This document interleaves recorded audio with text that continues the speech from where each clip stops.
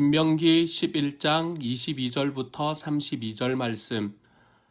너희가 만일 내가 너희에게 명하는 이 모든 명령을 잘 지켜 행하여 너희의 하나님 여호와를 사랑하고 그의 모든 도를 행하여 그에게 의지하면 여호와께서 그 모든 나라 백성을 너희 앞에서 다 쫓아내실 것이라. 너희가 너희보다 강대한 나라들을 차지할 것인즉 너희의 발바닥으로 밟는 곳은 다 너희의 소유가 되리니 너희의 경계는 곧 광야에서부터 레바논까지와 유브라데 강에서부터 서해까지라. 너희의 하나님 여호와께서 너희에게 말씀하신 대로 너희가 밟는 모든 땅 사람들에게 너희를 두려워하고 무서워하게 하시리니 너희를 능히 당할 사람이 없으리라. 내가 오늘 복과 저주를 너희 앞에 두나니 너희가 만일 내가 오늘 너희에게 명하는 너희의 하나님 여호와의 명령을 들으면 복이 될 것이요 너희가 만일 내가 오늘 너희에게 명하는 도에서 돌이켜 떠나 너희의 하나님 여호와의 명령을 듣지 아니하고 본래 알지 못하던 다른 신들을 따르면 저주를 받으리라. 내 하나님 여호와께서 내가 가서 차지할 땅으로 너를 인도하여 들이실 때에 너는 그리심산에서 축복을 선포하고 에발산에서 저주를 선포하라. 이 두 산은 요단강 저쪽 곧 해지는 쪽으로 가는 길 뒤 길갈 맞은편 모래 상수리 나무 곁에 아라바에 거주하는 가나안 족속의 땅에 있지 아니하냐. 너희가 요단을 건너 너희의 하나님 여호와께서 너희에게 주시는 땅에 들어가서 그 땅을 차지하려 하나니 반드시 그것을 차지하여 거기 거주할지라. 내가 오늘 너희 앞에 베푸는 모든 규례와 법도를 너희는 지켜 행할지니라. 아멘. 오늘의 말씀에서는 앞부분에서 했던 이야기들을 다시 한번 언급하면서 그 중요성을 이야기를 해주고 있습니다. 우리가 어제의 말씀에서도 또 지난번의 말씀에서도 이야기를 했던 것은 이스라엘 백성들이 하나님과 이인삼각을 하기 위해서 걸어갈 때에 그들이 하나님 앞에서 기억해야 되는 것들, 알아야 되는 것들이 무엇이었나 하면 하나님께서 한 분뿐이시라는 것, 그러므로 우리가 우상을 섬기지 않아야 된다는 것, 그리고 또한 그 하나님을 사랑하는 자리에 들어가야 된다는 것, 이 두 가지에 관한 이야기를 함께 나누면서 하나님 앞에 나아갈 때 이스라엘 백성들이 어떠한 모습으로 나아가야 되고 자녀들에게 잊지 않을 것이라고 잊으면 안 된다고 가르치는 것이 무엇인지에 관한 이야기를 함께 나누었습니다. 오늘의 말씀에서도 그것이 다시 한번 반복이 됩니다. 반복이 된다는 것은 중요하다는 이야기지요. 오늘의 말씀 22절에서는 이렇게 말합니다. 너희가 만일 내가 너희에게 명하는 이 모든 명령을 잘 지켜 행하여 너희의 하나님 여호와를 사랑하고 그의 모든 도를 행하여 그에게 의지하면, 이렇게 이야기합니다. 아까 우리가 이야기했던 것 중에 두 번째, 하나님을 사랑하는 것에 관한 이야기를 하고 있고요. 그리고 오늘 27절의 말씀은 이렇게 말합니다. 너희가 28절을 읽는 이렇게 이야기를 합니다. 너희가 만일 내가 오늘 너희에게 명령하는 도에서 돌이켜 떠나 너희의 하나님 여호와의 명령을 듣지 아니하고 본래 알지 못하던 다른 신들을 따르면 저주를 받으리라, 이렇게 이야기를 합니다. 여기에서 이야기하는 이 두 번째, 다른 신들을 따르면 안 된다라는 이 말씀이 우리에게 또한 우리가 아까 이야기했던 첫 번째 이야기, 다시 말하면 하나님께서는 유일하신 하나님이다라는 것에 관한 이야기를 하고 있지요. 이렇게 이스라엘 백성들이 두 가지, 하나님께서 유일하신 하나님이시라는 것과 그 하나님을 사랑하는 삶을 쫓아서 나아갈 때에 그들의 삶에 하나님께서 주시는 것에 관한 이야기를 두 가지에 걸쳐서 하고 있는데요. 그 두 가지가 뭐였나 하면 오늘 23절에서 너희가 너희보다 강대한 나라들을 차지할 것이다 라는 게 첫 번째고요. 두 번째로는 24절에서 너희의 발바닥으로 밟는 곳은 다 너희의 소유가 될 것이다 라고 이야기하는 이런 두 가지의 복으로 이스라엘 백성들에게 이야기를 해주고 있습니다. 그리고는 이러한 복들을 이야기를 하고 하나님 앞에서 너희가 이렇게 하면 이렇게 하나님이 응답해 주실 것이다 라는 이야기를 하고 난 다음에 오늘의 말씀에서는 이 그리심산과 에발산과 그리심산에 관한 이야기를 하고 있습니다. 너희는 에발산이라는 곳에 올라가서 그곳에서 하나님 앞에서 행하지 않아야 되는 일들, 하나님 앞에서 행하지 않아야 되는 일들을 했을 때에 하나님이 그들에게 주시는 그 백성들, 그 저주들에 관한 이야기를 하고, 그리고 그리심산에 올라가서는 그 그리심산 안에서 하나님께서 그들에게 주실 축복에 관한 이야기를 하라라고 이야기하는 이 이야기가 오늘의 말씀에서는 말씀이 되고 있는 셈입니다. 그리심산과 에발산이라고 이야기하는 이 두 산에 올라가서 축복과 저주를 이야기하는 것은 성경에는 오늘의 말씀에서 먼저 나오고요. 이렇게 하라라는 이야기가 나오고, 그리고 그것이 실제로 그거 되는 것, 확인되는 것은 언제인가 하면 신명기 27장의 말씀에서 이것이 확인이 되는 것을 볼 수 있게 됩니다. 먼저 오늘의 말씀을 가만히 바라보면 왜 오늘 11장의 말씀을 하고 난 다음에 27장에서 이것이 실제로 일어날까? 우리가 그 가운데 무슨 일이 있는 것일까? 우리가 이것을 알기 위해서는 구약 성경의 3대 법전에 관한 이야기를 잠깐 여러분에게 하려고 합니다. 구약 성경에서는 특별히 모세오경에서는 소위 말해서 법전이라고 이야기할 수 있는, 다시 말해서 법의 리스트가 들어가 있는 것과 같은 그 이야기가 이 세 군데에서 드러나게 되는 것을 볼 수 있습니다. 먼저 첫 번째로 법전이라고 이야기할 만한 것은 출애굽기의 말씀에서 등장을 합니다. 출애굽기 20장부터 23장의 말씀을 통해서 우리는 그곳에서 하나님께서 이스라엘 백성들에게 주시는 첫 번째의 법전을 보게 되지요. 이 법전은 우리가 보통 무슨 법전이라고 이야기하나 하면 계약법전이라고 이야기를 합니다. 이 법전은 이스라엘 백성들이 시내산에, 호렙산이라고도 불리는 그 시내산에 도달한 후에 그곳에서 하나님께서 이스라엘의 백성에게 주셨던 첫 번째의 법전이라고 이야기할 수 있겠습니다. 두 번째의 법전, 이 법의 리스트가 쭉 나와 있는 것을 우리가 바라볼 수 있는 곳은 레위기 17장부터 26장까지의 말씀입니다.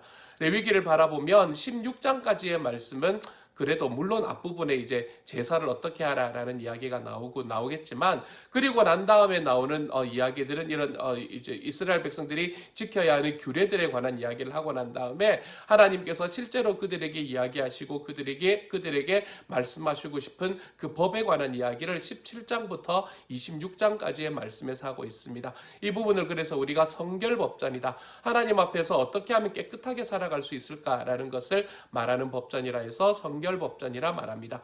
그리고 세 번째로 성경에 나타나는 모세오경에 나타나는 법전이 이 신명기 12장부터 26장, 우리가 내일부터 시작될 12장부터 26장까지의 말씀에서 펼쳐져 있는 신명기 법전이라는 곳이 세 번째의 법전이 됩니다.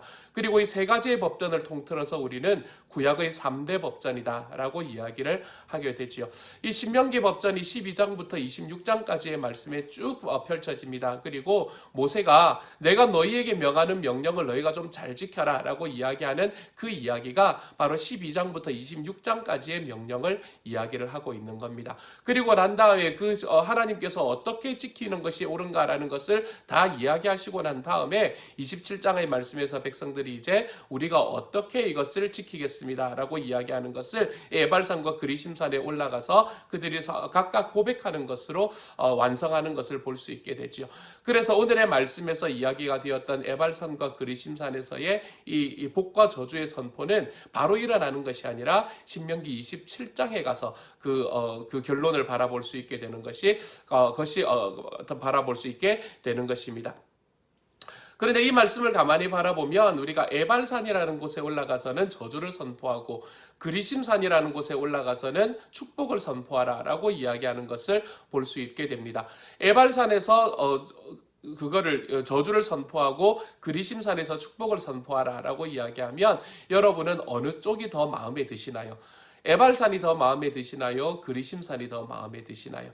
아마 사람들이라면 누구나 자기가 가지고 있는 삶 속에서 저주를 받는다라는 이야기보다는 축복을 받는다라는 이야기에 마음이 더 끌리는 것이 인지상정일 것 같습니다.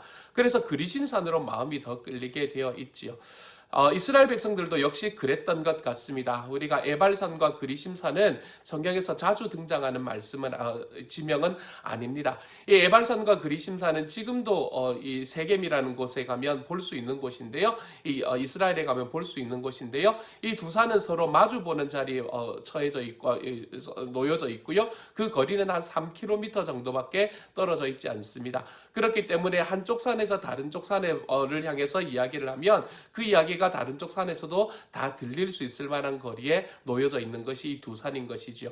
그래서 이 그리심산과 에발산에 올라가서 양쪽이 이스라엘, 우리가 27장에서 이야기를 하겠지만 양쪽이 서로 이야기를 하면서 하나님께서 우리에게 어떤 복을 주셨다, 또는 하나님께서 우리에게 이렇게 하지 말아라고 이야기하셨다라는 것을 서로 매기고 받으면서 이야기하는 본문이 신명기 27장에서 나타나게 되는 겁니다.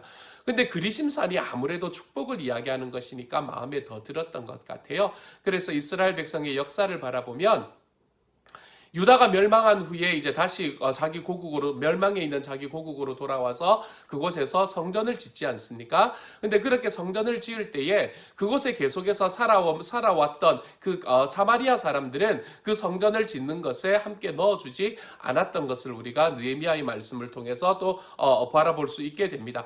에스라의 말씀을 통해서 우리가 바라볼 수 있게 됩니다. 그런데 이렇게 성전을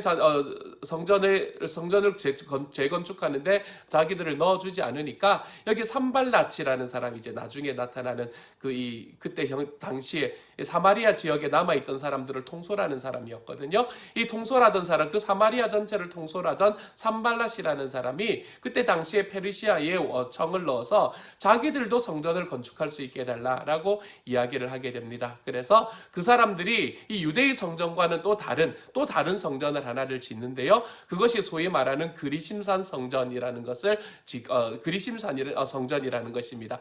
그래서 이 그리심산에는 그때 당시에 유대 사람들과 함께 이 하나님의 성전, 하나님의 예루살렘 성전을 건축하는데 참여하지 못했던 사람들이 함께 힘을 모아서 그리심산에서 하나의 성전을 세우게 되었지요. 그리고 이 그리심산에서 세웠던 성전에서 사마리아 사람들은 계속해서 예배를 드리게 되는 것입니다. 이 그리심산에서 세웠던 이 성전은 주전 한 120년 정도 요한 히르카누스라는 왕 때에 이 성전이 무너지게 되거든요. 근데 이 성전이 무너지게 되고 난 다음에도 계속해서 백성들은 그 그리심산에서 제사를 예배를 드렸던 것 같습니다. 그래서 우리가 요한복음 4장 말씀에서 나타나는 그 예수님과 사마리아 여자와의 대화를 바라보면 그 사마리아 여인이 뭐라고 이야기하냐면 우리 조상들은 이 산에서 예배를 드리려고 합니다라고 이야기를 했잖아요. 그렇죠? 그 이야기는 뭔가 하면 바로 이 그리심산에서 예배를 드리는 것이다. 그것을 말하고 있는 셈이지요. 그래서 이 그리심산이라는 곳은 축복을 이야기하는 곳이었고 그렇기 때문에 사람들의 마음에 많이 위로를 주는 곳이었던 것 같습니다. 그래서 그곳에는 성전도 세워지게 되었고 그리고 그 성전이 지속해서 그곳에서 예배를 드리던 것이 한 300-400년 정도 계속해서 나중에 사마리아가 로마에 멸망할 때까지 계속해서 이것이 지속되어 온 것을 우리가 볼 수 있게 되는 거지요. 사람의 마음은 어디에 들어가나 하면 이 축복이라는 곳에 마음이 들어가는 것이 맞는 것 같습니다. 인지상정인 것 같지요. 근데 하나님의 생각은 조금 다른 것 같습니다. 하나님의 생각은 우리가 이 에발산과 그리심산에 관한 이야기를 다시 한번 볼 수 있는 것은 아까도 말씀드렸지만 신명기 27장이라 말씀드렸잖아요. 그렇죠? 근데 신명기 27장에서는 어떤 이야기를 하나 하면 너희가 에발산에 하나님의 제단을 세워라 이렇게 이야기를 합니다. 그들이 하나님의 제단을 세워야 하는 곳은 그리심산, 축복의 산이 아니라 에발산, 저주의 산이어야 한다는 이야기를 하는 것이지요. 그리고 에발산에서 저주의 산에서 이 백성들이 제단을 세우고 난 다음에 그들은 그 제단에서 계속해서 이 제사를 드려야 되는 자기의 죄를 위해서 제사를 드려야 되는 것을 지속하는 것이 필요했던 것이 바로 이 에발산에서 세워졌던 제단에 관한 이야기입니다. 에발산에서 세워지는 제단, 저주의 자리에서 그들이 하나님 앞에 죄를 지은 자리에서 세워지는 제단, 하나님께서 소망하셨던 것은 이것이라는 겁니다. 다시 이야기해서 하나님께서는 우리의 죄가 하나님 앞에 있을 것이 너무나 당연하지만 그렇기 때문에 하나님께서는 우리의 죄를 용서받을 방법에 관한 것에 하나님의 마음이 있었다는 것이지요. 하나님의 마음은 우리들의 삶에 얼마나 많은 것을 가지느냐, 우리들이 얼마나 축복을 받으며 살아가느냐, 이런 것들의 마음이 있는 것이 아니었습니다. 마치 99마리의 양들은 그대로 남겨 남겨두고라도 한 마리의 양을 쫓아서 나아갔던 이 목자에 관한 이야기를 하셨던 예수님의 비유처럼 하나님의 마음은 정말로 하나님을 알지 못하고 주님을 섬기지 못해서 그들이 어떻게 살아가야 될지 알지 못하는 바로 그 한 사람 한 사람들을 향해서 하나님의 마음이 있었던 것이지요. 그래서 하나님의 마음은 축복의 자리가 아니라 오히려 이 저주의 자리, 백성들이 저주받을 수밖에 없는 자리로 걸어가는 이들을 향한 하나님의 사랑이 그들에게 넘쳐났다는 것이 바로 이 에발산에 세워지는 제단을 통해서 우리가 받을 수 있는 교훈이라고 생각할 수 있겠습니다. 하나님께서는 동일하게 이 에발산이 저주의 산인 이 죄의 산인 에발산에 제단을 쌓으셨던 하나님께서는 동일하게 이 세상에서 죄악으로 힘들어하고 어려워하고 있던 모든 이들, 그곳에서 어디로 나가야 될지 알지 못하는 모든 이들을 위해서 하나님께서는 예수 그리스도를 십자가에 허락하시는 것을 우리에게 나타내 주셨습니다. 그래서 우리는 어느 곳으로 가야 될지 알지 못할 때에 우리는 예수 그리스도의 십자가로 인해서 우리들의 삶에 하나님이 주시는 길이 어딘지를 알고 그 길로 향해서 걸어갈 수 있는 사람이 될 수 있었다는 것이지요. 그래서 저는 오늘 이 그리심산과 에발산에서의 제단, 이것을 바라보면서 저는 누구를 축복하고 누구를 저주하는 것, 여기에 하나님의 중심이 있었던 것이 아니겠구나라는 생각을 해보게 됩니다. 그리심산에 올라가서는 축복을 하고 에발산에 올라가서는 저주하는 것, 이렇게 사는 사람은 복을 받고 이렇게 사는 사람은 저주를 받는 것, 이것이 중요한 것이 아니라 저주를 받은 그 사람에게도 하나님께서는 회복할 수 있는 길을 허락하여 주신다는 것이 더욱 중요하다는 것이지요. 에발산에 올라가서 그곳의 저주의 자리에 서 있을 수밖에 없는 사람들을 향해서도 하나님께서는 제단을 세우셨고 그 제단을 통해서 그들이 하나님 앞에 다시금 나올 수 있는 기회를 허락하시는 분이 바로 우리 하나님이시라는 사실을 다시 한번 확인해 볼 수 있었습니다. 동일한 하나님은 예수 그리스도를 우리에게 주셨습니다. 우리들의 삶에 어떠한 삶을 향해서 나아간다 하더라도 우리들의 삶 속에서 우리 주님으로 인해서 다시 한번 일어날 설 수 있는 용기를 주시는 분이 바로 예수 그리스도가 되시는 것이지요. 그래서 예수 그리스도는 에발산의 돌단과 같은, 이 에발산에서 세워진 돌단과 같은 그분이 바로 예수 그리스도가 되는 것입니다. 그러므로 사랑하는 여러분, 우리들의 삶 속에서 우리가 축복에 이끌려가는 것은 너무나 자연스러운 일입니다. 하지만 우리들의 삶에서 나의 삶에 복을 주시는 하나님, 내가 여기에만 집중하며 살아가는 것이 아니라 나의 삶에 있는 모든 아픔과 내 삶에 있는 모든 저주들 속에서 나를 자유케 하시고 나를 용납해 주신 우리 하나님, 그 하나님으로 인해서 우리들에게 다가오신 예수 그리스도와 그분의 십자가와 부활이 우리들의 삶의 기쁨과 하나님 안에서의 승리가 되어갈 수 있는 주님의 사람이 되어가시기를 소망합니다. 모든 사람들이 저주 아래에서 죽을 수밖에 없었지만 그 모든 저주를 풀어주셨던 예수님, 에발산에서 올라가서 그곳에서 저주받을 수 없는 사람밖에 없는 사람이었지만 그곳에 제단을 세움으로 그곳에서도 다시 회복의 길을 열어주신 하나님, 그 하나님께서 저와 여러분의 하나님이 되십니다. 그 하나님을 믿고 그 하나님 안에서 또한 오늘 하루를 힘차게 걸어가 볼 수 있는 저와 여러분이 되시기를 우리 주님의 이름으로 축복합니다. 함께 기도하겠습니다. 사랑하는 하나님, 하나님께서 우리에게 은혜를 더하여 주시니 감사합니다. 주님께서 능력도 더하여 주시고 주님께서 은혜도 더하여 주셔서 어느 곳에서 무엇을 하든지 우리들의 삶에 있는 모든 죄악 가운데 예수님을 허락하여 주셨고 주님 때문에 새로워지고 주님 때문에 더욱더 아름다워질 수 있는 삶을 보여주시고 우리를 그 길로 인도해 주시니 감사합니다. 오늘 에발산에서 그 에발산에서 저주를 외쳐야 되고 그리심산에서 축복을 외치는 과정 속에 사람들은 축복을 붙잡았지만 하나님께서는 그 저주 아래 있는 사람들을 향한 하나님의 회복을 붙잡으신 것을 기억하고 사랑하는 주님이여, 우리들의 삶 속에서 정말 나의 삶의 번영, 내가 하나님 앞에 받는 축복, 하나님 이것들을 넘어서서 나의 삶에 어떻게 할 수 없는 나의 죄에서 나를 이끌어내어 주신, 자유케 만들어 주신 예수 그리스도의 십자가가 우리들의 삶에 다시 한번 채워지는 오늘 하루가 될 수 있도록 주여 도와주옵소서. 모든 말씀 우리 주님 예수님 이름으로 기도드립니다. 아멘.